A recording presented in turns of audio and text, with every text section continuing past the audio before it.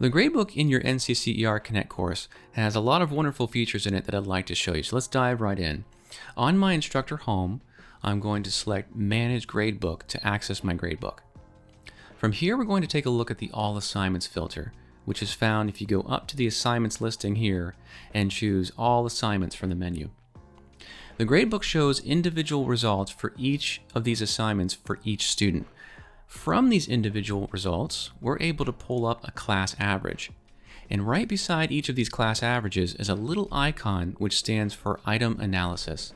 When I click on the item analysis for this quiz, for example, that brings up a question list for that quiz, along with student performance data for each question. Now, the column that I'm most interested in is the incorrect column. As I scan down this column, I can see, for instance, that in this case, both of my students missed this question. I can click on that question and see the question in its entirety. This is going to allow me to be able to address any issues where I see a chunk of my students perhaps struggling on certain questions. In addition to the item analysis in the gradebook, we can also look at performance by module.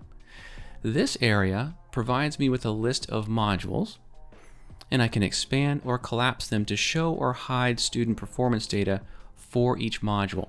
For instance, if I expand the top module here, I'm able to view sections or areas in the module where my students are succeeding and where some areas of concern might be. We can also view a student overview in the gradebook. Here I'm able to see scores that will be cumulative for each assignment category, such as homework, quizzes, and tests, as well as an overall score for each student. If I'd like, I could click on a score and review that assignment along with the student's work on that assignment.